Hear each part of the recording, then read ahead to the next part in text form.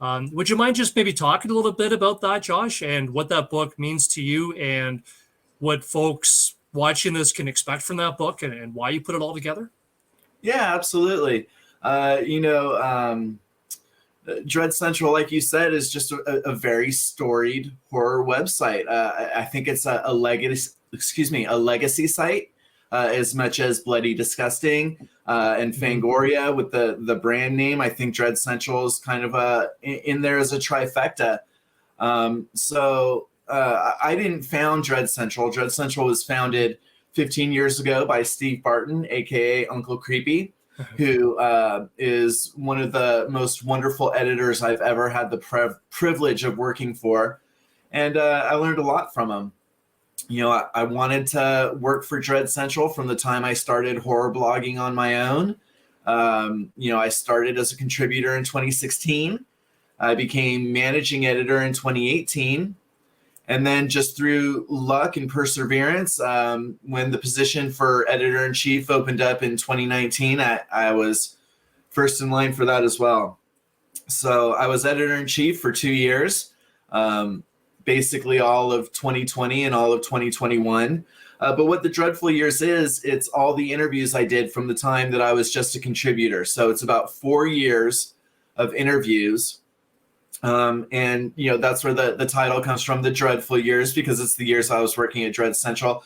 But there's also a pun involved in that, you know, my tenure with Dread Central, especially as editor-in-chief, coincided with the pandemic. I became editor-in-chief, and then 3 months later, we were all on lockdown.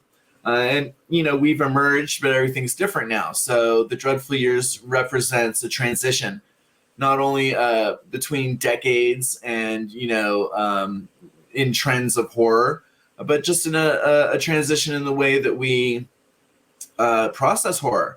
You know, we're scared of things now that we weren't scared of 3 or 4 years ago. So it was an exciting time in horror.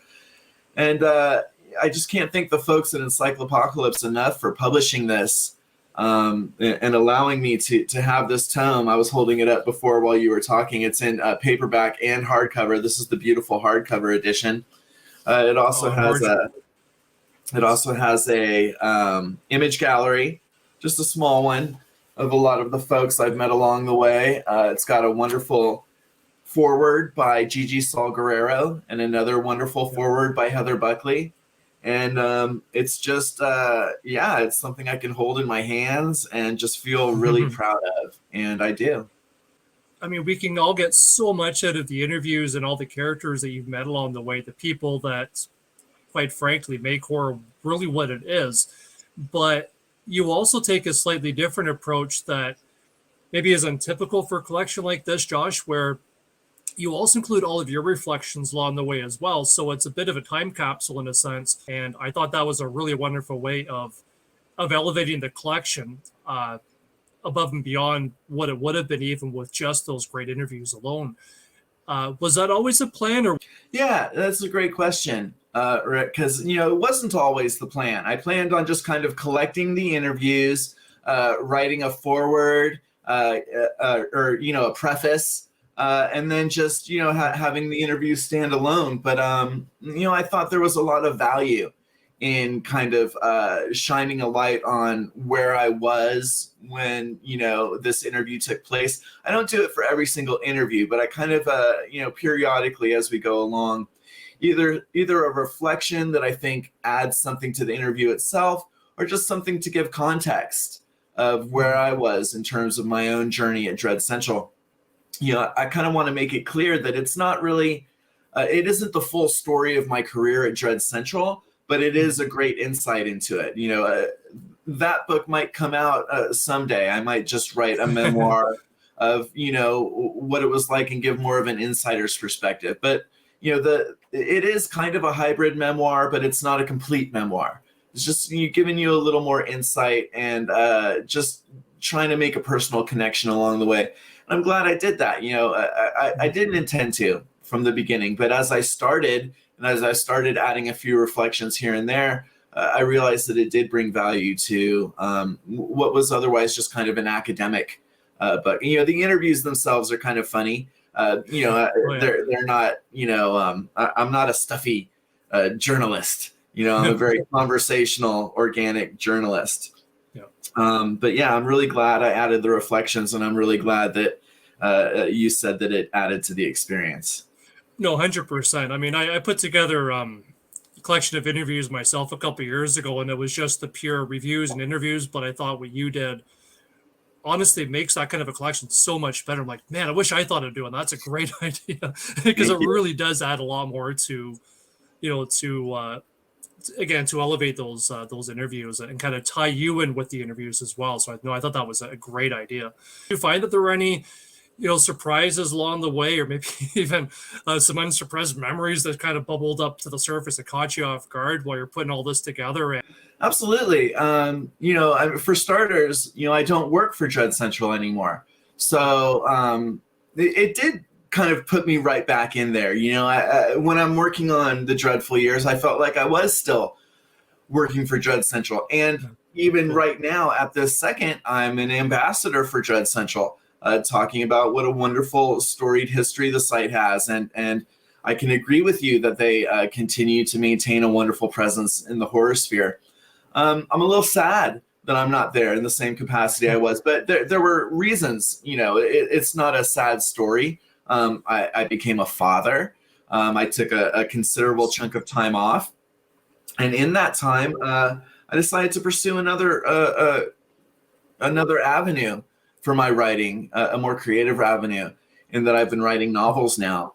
But, I didn't just want to, I feel like I'll always be a journalist.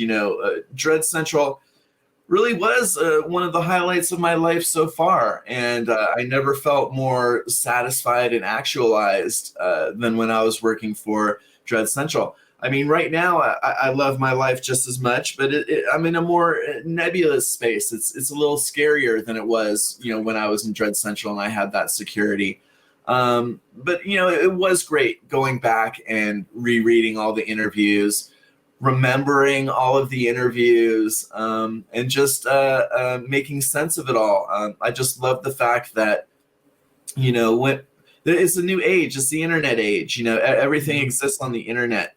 But just to be able to take it off of the internet and to turn it into something physical, because I think all of us writers dreamed of having books that we can autograph. And I'm actually going to be selling some of these at the LA Book Fair at the end of April. So, any of your listeners who are in Los Angeles for that can come out and meet me there.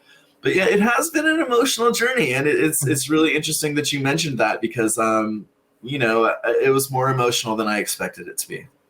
Right. And especially becoming a father. Congratulations, by the way. Thank you. Absolutely. Do you mind if I ask a son, a daughter? A little boy, my son Leon. Oh, that's great. How old is he now? He's almost a year and a half. Oh, cool. Yeah, the fun, it never ends. It's pretty awesome watching him growing up. It's like just this week he learned how to he went from saying words to talking in sentences. It's just blowing my mind, man. Yeah, and it's funny because I notice that with mine too. I mean, they'll say things that you're like, I don't even think I've ever said that. Like, where did you put that together? And it's just you're learning how they're learning along the way without thinking they're like, how did you even learn that? Who's teaching you this stuff? Absolutely, they're just little sponges, and it changes everything. So that's cool that you're kind of taking your life in a bit of a direction as well. It doesn't get much scarier. Absolutely. But I feel like hopefully, knock on wood, I'll never leave the horror sphere, and I'll always be a member of the horror community. I would like to do conventions and moderate conventions. Do more of the interviewing on the fly like that. It is something that is always really exciting. I've done a few conventions, and when you moderate a convention and you're flying by the seat of your pants, it's very exciting. So I enjoyed that a lot, and I would like to, be a famous horror convention panel moderator if such a thing exists. That'd be something I'd love to do. But I also really love writing fiction, and I'm enjoying some early successes as a fiction writer. So I'm encouraged in both arenas. Perfect, and I think that's definitely the way to go too, especially as a genre. Certainly with the horror, I would imagine it's the same for other ones as other genres as well. That I think diversity is 100% key. I mean, you never know what's going to take off or what people are going to respond to. And I think certainly when you've got you kind of parallel line between the journalist and then the fiction part of it too, I think it's so important to get as diversified as you possibly can. Well, I tell you, this is interesting, and it's something I've mentioned before. I actually came from a creative background before I got into journalism. I have a bachelor's degree in creative writing. So I did a lot of, story writing and poetry writing and things like that. And then I got into journalism for like 10 years straight, where all I did was journalism and work on that craft. And then when I went back to writing fiction, I was such a better fiction writer, because what journalism teaches you is to trim the fat. It teaches you to kind of make every sentence a hook. Don't give your reader a chance to put it down or to zone out or something. So the lessons I learned as a journalist have improved me exponentially as a creative writer. Yeah, and I imagine that's a great space. I can only imagine it's even more so when you're writing, of course, for an online, horror entity as well, because people's attention spans are pretty short, and man, there's a million sites out there, and you definitely don't want them, their attention drift into something else. So I imagine that was probably an awesome exercise in that for you. It was wonderful. It's like when I went on sabbatical, my first novel is actually something I wrote a number of years ago, but I just kind of put it on a shelf, especially when I started working at Dread Central, because I was just 100% Dread Central. I was Dread Central Josh, and that was it. When I took my manuscript off the shelf and dusted it off, I was such a better writer. I looked at it and I trimmed the fat, and there were parts that weren't as exciting as other parts, and I was like, no, it has to be just as exciting all the way through. One paragraph can't be any less exciting than any other paragraph. I've got to maintain, and it became such a better work. So I really think that just about every creative writer would benefit from practicing journalism. And it's such a wonderful way to promote the things you love. I love journalism, and I think journalists are amazing people. I think journalists are on the tip of the spear of history. It's history unfolding, 100%. And granted, wartime journalists tip our hat to those guys a lot more than horror journalists, entertainment journalists. But still, I just think it's such a noble profession and such an established tradition. And in one way or another, journalists are going to be around in any form of society from now until the end of time. I could not agree more, and I know I could not have said that as eloquently as you just did. No, that's incredible. I 100% agree with that. I always thought the HWA really needs to have categories just for the genre journalists that are, like you said, that are working hard like you and making sure that they keep those stories alive out there. Well, I tell you, I'm really excited to submit this for a Rondo Hatton Award. They don't give awards for fiction writing, but they do give awards for nonfiction books. And they also give specific awards for like interview of the year. And I just feel like this book filled with 50 plus interviews would be right up their alley, and hopefully it's something that they'll dig as well. I think it's kind of like the perfect thing for a Rondo Hatton crowd. 100%. And there's so many great interviews in here as well. And I mean, one of the things I did want to ask you is in some interviews and books that I've had sort of a few starstruck moments. I mean, I'm not one of those people that generally, people are just people. Some of them just have really cool jobs. But when you think of some of the folks that you've interviewed over the years, Josh, and the guys that, those interviews you've even captured in dreadful years, like, Kevin Bacon, Robert Englund, Sid Haig, Rob Zombie, M. Night Shyamalan, et cetera, did you have any starstruck moments when you're kind of interviewing some of these guys and you're thinking, holy crap, I need to pinch myself to make sure I'm not going to just wake up and think it was all just a dream? Yeah, I've had a bunch of those moments, and in the dreadful years, of course, I think that in advance when you have an interview coming up. So, I would do the research, and I would go in feeling kind of prepared and confident. But excuse me.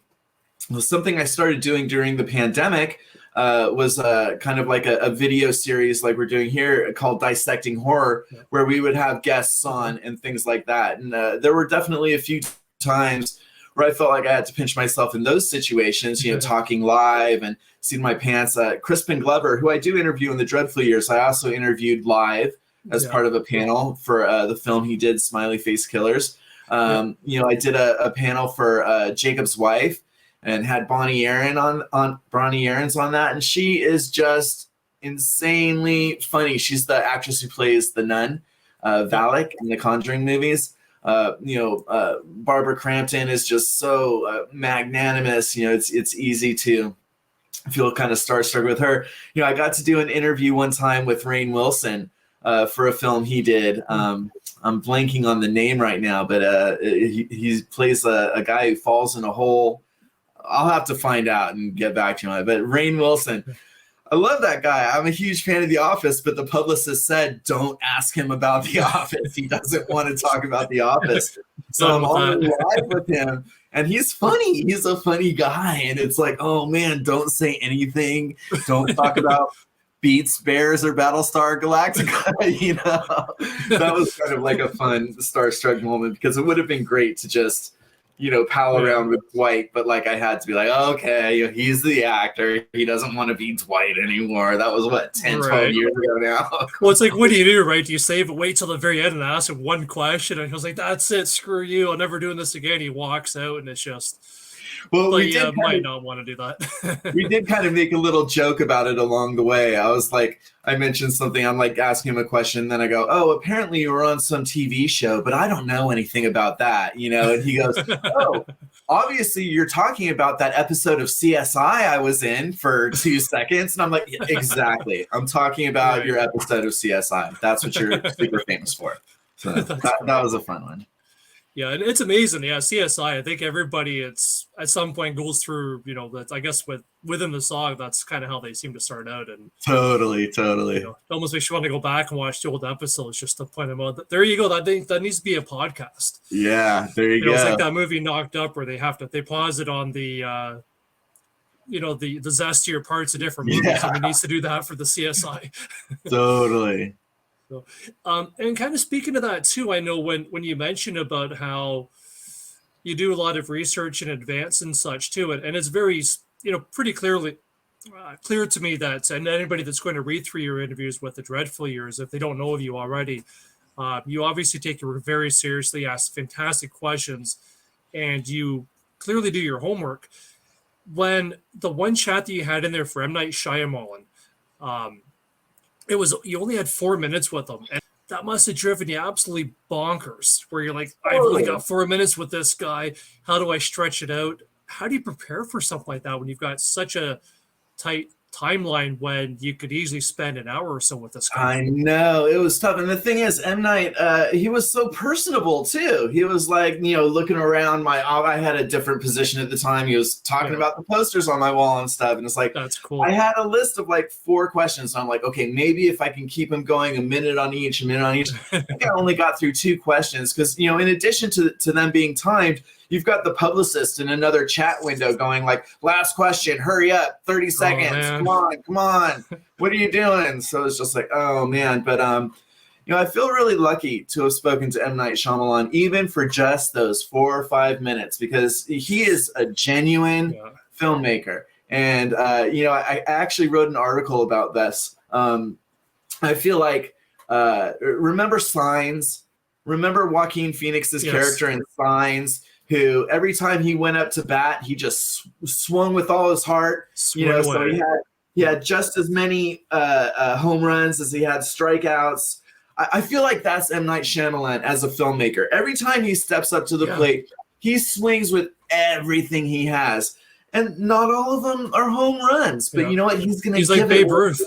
100%. Yeah.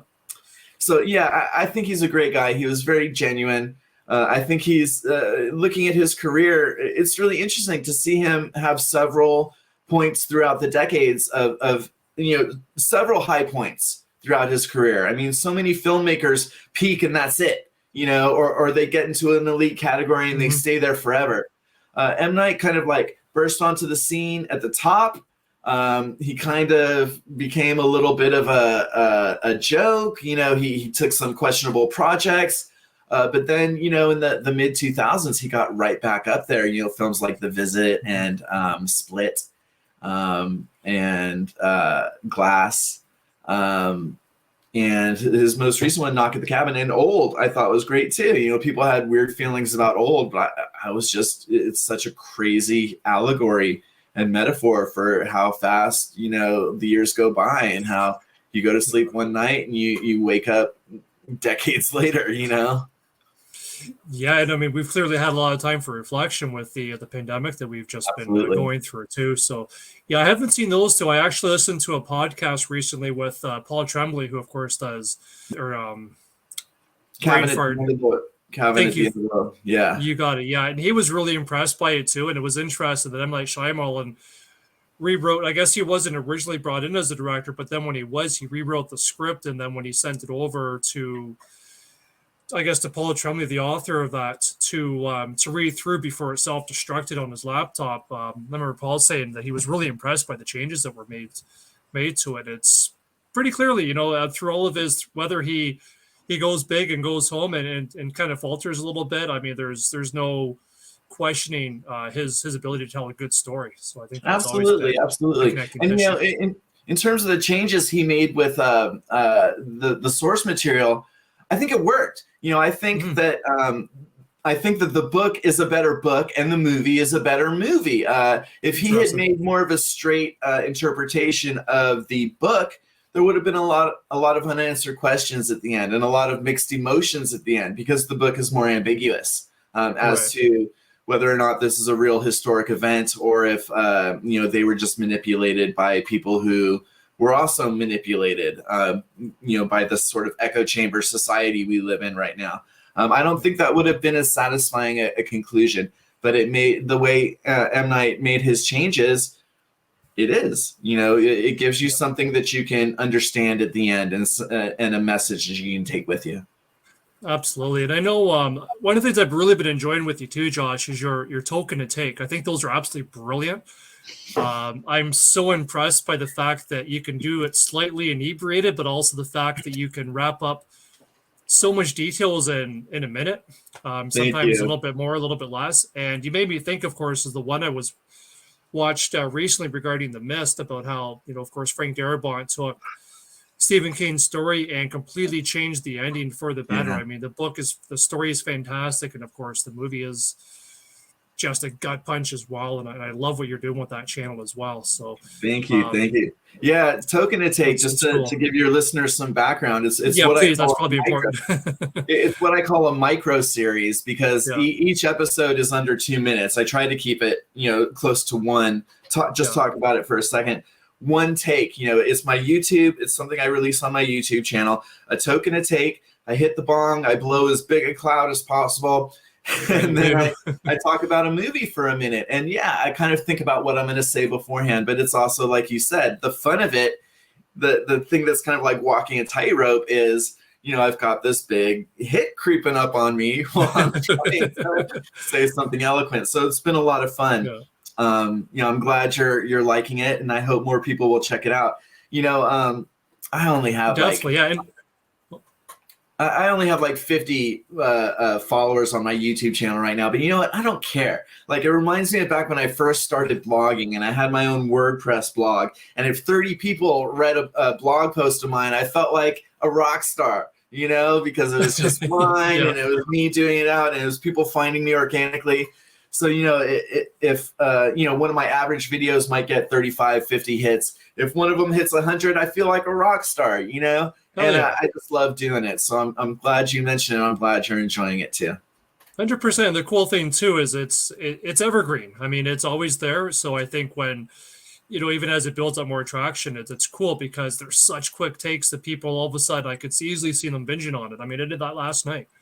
I went through and I watched about like 4 or 5 of them, and it was awesome. A great way to spend like 15 minutes. And by the way, I do want to thank you, Josh, as well, for also mentioning your love for the as I'm wearing the shirt here that you've inspired me to wear, your love for the Evil Dead reimagining from Oh yeah, 2013. I got so much shit for that, because all my friends are like, "What do you mean you love that piece of crap?" And I'm like, it was a great movie. They stripped it down. They took the funny out of it, which obviously I loved as well. God bless, Ash and the, Bruce Campbell. But absolutely. I think that remake is what they would have made if, Bruce Campbell just wasn't available and they had his evil twin who was all serious, Right, instead. right. I think it was brilliant. So It's an amazing film, and the yeah. way they brought in the drug use as both a plot motivator and kind of a theme, an allegory. There are so many questions about, when someone's in a haunted house, why don't you just leave? Why don't you just fucking leave? Right. And in the remake of Evil Dead, it was the perfect reason not to leave. It was like, you're doing this because you're getting someone off of drugs. The person who's going through withdrawals is the only one complaining about ghosts. Nah, you're just. It was one of the first really legitimate reasons for staying that I think I've ever seen in a haunted house movie. It was brilliant. Yeah. No, it was super cool. And I want to ask you too, Josh, regarding.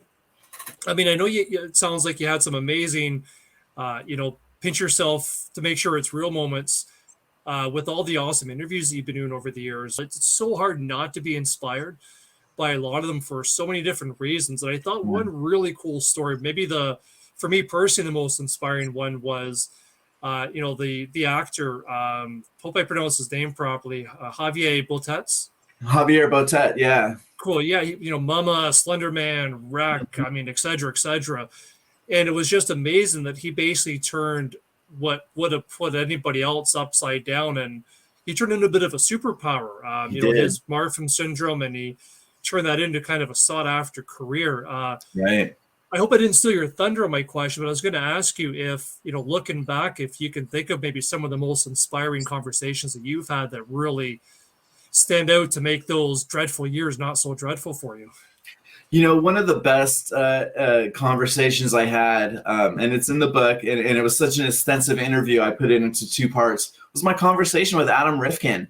And Adam Rifkin isn't even really known as a horror director. He did a film called Director's Cut, which is a meta horror comedy. And it leans way more into comedy than it does in the horror. But he also, his first film was a really dark, almost dystopian horror comedy called The Dark Backward. So, he had enough skin in the horror game to have a real conversation with him. The moment that just really blew me away, The Dark Backward stars James Caan, Judd Nelson, and Bill Paxton. And Bill Paxton, I think he had been in Aliens and Near Dark at the time, but he wasn't, as well known and loved at the time. Well, Adam Rifkin and Bill Paxton became fast friends from the moment they met, and the two of them were close friends. All of history unfurling from that point.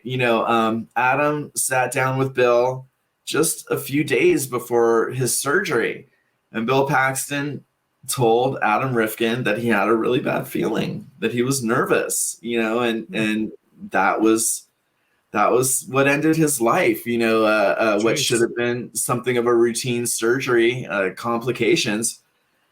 And it's just so impactful, and I'm just so thankful that Adam shared that with me. I feel kind of like that was such a personal moment, but it just was so, it was just so amazing. I mean, it's sad, but it's impactful. And that could have been something that Adam kept very personal, but he felt comfortable enough to share it with me. I feel really glad that he did, because I think it's a really poignant moment in my book. Yeah, absolutely. And obviously the way that you carry yourself and that organic approach that you take to things, I think is a great way, I think, to build trust and just to be another guy as opposed to being, that journalist that's going to hold you to, and every word that you say, maybe twist them around and for a great headline. Obviously, you're not that guy. Yeah. You know what I am? I'm the guy who wants to look at your art and celebrate it. I want to talk to you about your accomplishment as a writer, director, actor, special effects guy. You worked on this great project. Filmmaking is hard. The lazy filmmaker is a myth. You know, the idea of a film being a cash grab is a myth. It's hard to make money off of films, and it's hard to make movies. It's hard to make B movies. It's hard to make experimental movies.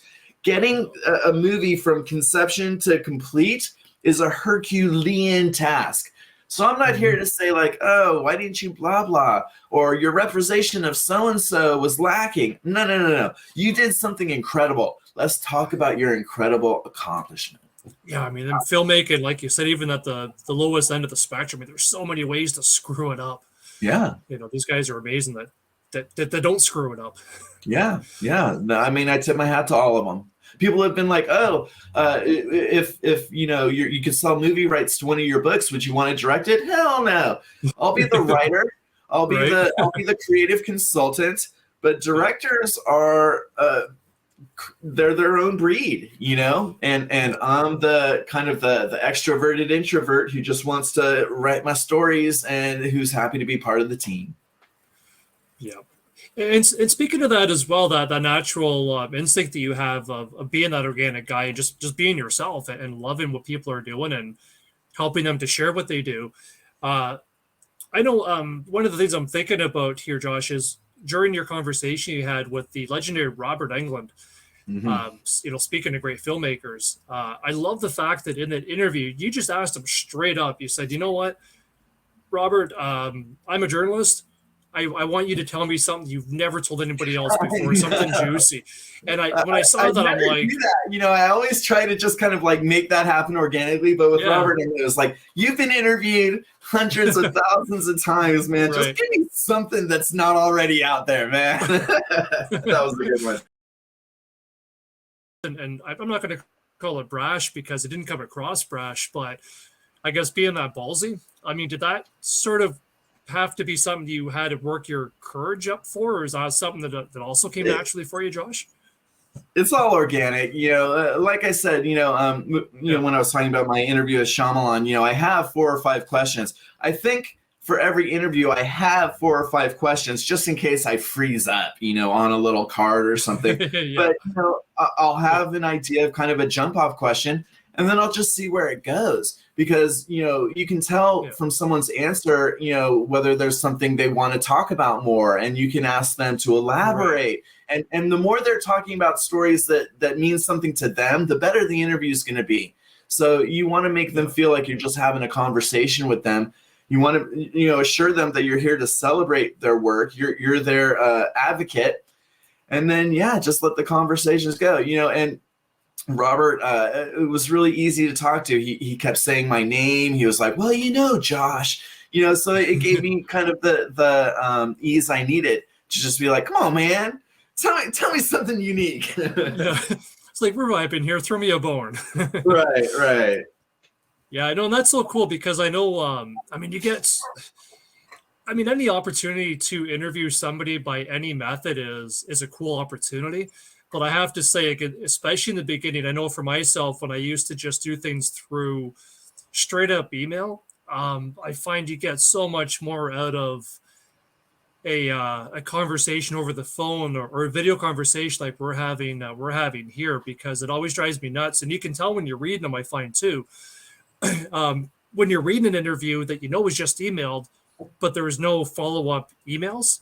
Right. Like, oh man, that was like I want to know more about that. Like, why did you just let that go? You know, like that's you know, he just pushed an envelope across the table. He didn't even open it. Like, come on. Right. So you hit the nail on the head there. You know, you can get kind of like an extensive interview just over email because you let the person write and they have their own reflections, but it can seem a little disjointed. And I've always liked allowing myself the freedom to be like, you know, someone says something that caught my interest. Wait, back up. Elaborate on that a little bit, you know? Yeah. I mean, I interviewed somebody who wasn't too comfortable doing things through video and etc. I did it straight through an email, and it turned out that some of the follow-up emails I did ended up being the highlight for the whole conversation. So it's like to lose that opportunity would, you know, that's a disservice to, I think, to the person that's being interviewed as well as everybody involved, really. Well, and an example of that is my interview with Tassia Farmiga, which is in the book, you know, because, you know, I was part of a junket and I was interviewing her for The Nun. sitting at a Yeah. table with a lot of other people. And one of the questions that I like to ask, actors who worked on horror movies is, did anything supernatural happen to you on the set of Right. The Nun? And she goes, no, nothing on The Nun. It was creepy. The only supernatural experience I had was on the set of American Horror Story. And I hijacked it. We were Oh only yeah. supposed to ask one question, and they wanted to talk about The Nun. But I said, you know what, Tassia, I would love to hear that story. And she ends up telling this super creepy story of when they were filming. What was it? What do you call a group of witches? Covenant. Coven. Yeah. Yeah. How they're filming that in St. Louis, or what was it? New Orleans, which is such a spooky city. And she's telling the story about sleeping in a hotel room at night and something like yanking her covers off. It's so Right. scary. But, that's the sort of thing where it's like, yeah, the follow-up question, she didn't have anything cool to tell me about The Nun, but then the follow-up question turned out to be really interesting. Tell me about your supernatural paranormal experience. Yeah, and that kind of stuff is just pure gold. I remember I had a similar experience too. I was chatting with Craig Sheffer a while back, of course, from Hellraiser and Nightbreed. He starred actually in a friend of mine's movie, Greg Lamberson. He adapted a movie that Rich Chismar and his son Billy Chismar did, Whittle's Point, and it was cool. Of course, it's a ghost movie, so I asked him, like yourself, hey, did you have any supernatural experiences here? And he's like, no, but let me tell you about what happened in this house that I was renting. So it ended up being just pure gold. Craig Schaefer's awesome. I would love to see a Nightbreed sequel, requel, like reboot, where it's just like, it's been what, 30 years since Nightbreed came out? What has Cabal done? Have they founded a new Midian? And he's still at an age where I think he could be like a great Boone, and he could still be that character. I would love to see him go back to Midian, to being the leader of Nightbreed, and maybe even they resurrect Dr. Decker, David Cronenberg's character. That's he's a really great actor, and I'm a huge Nightbreed fan, obviously. Yeah, and I mean, I this is the perfect time to do it too. Now that things, the pandemic's been loosened up for about a year, things are moving forward again in the industry. And I mean, I don't think that well, I mean, a low budget wouldn't be able to do that now, of course, because I guess the unions changed their rules. So you have to have a certain budget now to be in the movies. But I love I could see that. I love the remake Hulu did of Hellraiser. I think with a similar budget and similar talented cast and crew, they could reboot Nightbreed the same sort of way and bring Craig Sheffer back as Boone, and the new Midian. I want to know about new Midian. I know. I should try and message him. I don't know if he'll respond to me now. It's been a while, but so I'd love to know what he's doing with that. And I have to ask you too. So I love the fact too that you're such a slinger too when it comes to getting the great interviews. Through a medium where you can utilize your organic skills as well, through video, through phone conversations, because man, I mean, it's a pain in the ass having to do all that transcription stuff as well. So the fact that you've got somebody, and I noticed a lot of your interviews came by the phone. So I tip my hat to you, sir, because I hate transcribing. It's one of my worst things, but it's a reward and a curse in itself. So I applaud you for that. So and transcription is its own art form too, because you read transcribed interviews, and sometimes it's very literal to the point where they're even putting in the uhs and the ers and the I don't do that. I kind of clean it up a little bit. I don't change anything. But if someone, stutters a few times, I don't put in the stutter. If someone starts to express a sentence, but then says, wait, I can say that better. Let me say it again. I don't put all of it in, I just put, so, transcribing is its own art, because you can help your interviewees flow, come across better in the written form by being a good transcriber. Yeah, 100%. And in a moment here, I do want to ask you about some advice that you do have for journalists that are, wanting to get started or have gotten started and are maybe struggling and want to keep the dream alive, because I know, there's so much to learn. It's sort of to piggyback off of your point, Josh, regarding transcriptions being an art form. I know I've always been really concerned about wanting to get their exact voice put across, but also try to, cut out some of those filler words and things like that. And it wasn't until, I had an awesome opportunity. This was my star-studded moments where I had to pinch myself a few times when I had a chance to chat with Frank Darabont. And he was amazing because after the fact, it was all done through the telephone. And after the fact, when I was chatting with him about how he wanted me to approach doing the transcriptions, he said to me, he's like, if I say a few words that don't make sense, cut out the entire thing. He's like, as far as I'm concerned, I need you to make me sound smart. Yeah, so there you go. If something needs to be cleaned up and I'm saying and I'm stuttering, get rid of all that. Just make me sound as clear and concise as possible. And I'm like, and something people do without even realizing. I think people, without even realizing, when you speak, you speak and run on sentences. You throw in commas where there should be periods. So that's another opportunity where, as a transcriber, you kind of like break it down into the essence of it, and you make it more digestible for the reader. Yeah, 100%. I think that's a lesson that is, it's a really important one, I think. So I think it just makes everybody come across so much better. It makes it more readable too. Absolutely. And you know what? No interviewee is ever going to be like, I didn't say that. I said, I don't know. No one's going to be mad at you for making the interview flow better, But yeah, I mean, I would never attribute words, sentences, assumptions that weren't clearly expressed. Right. Yeah. It's a really cool study in cadence as well. I mean, everybody has such a unique style of expressing themselves and speech patterns and things like that, unless you're doing that kind of stuff, you just wouldn't really realize it. Or maybe you would if you're like Elmore Leonard, you've just got an ear for, amazing dialogue. It's an anomaly maybe, but for the rest of us, I think it's a pretty unique study.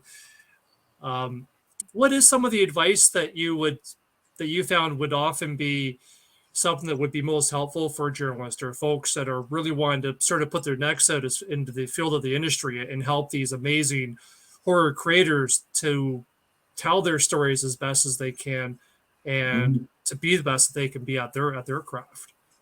I would say write about what you're passionate about.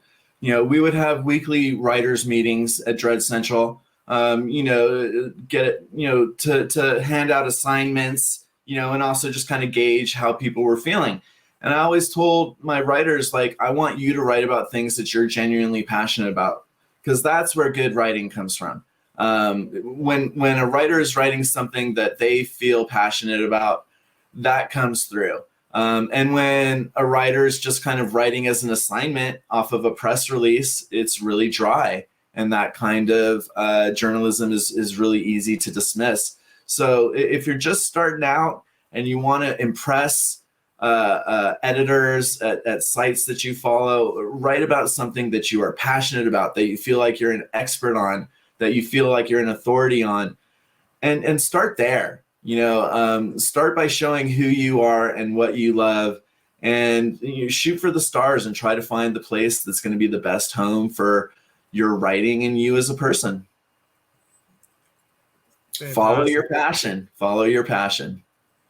Cool. It all comes down to love of genre and what drives you, it sounds like. Yeah. Well, listen, I hate to burst anyone's bubble, but there are very few rich journalists. Correct. There are a lot of very dedicated journalists, though. It's like filmmaking. I don't think you become a journalist because you're trying to make a quick buck. No.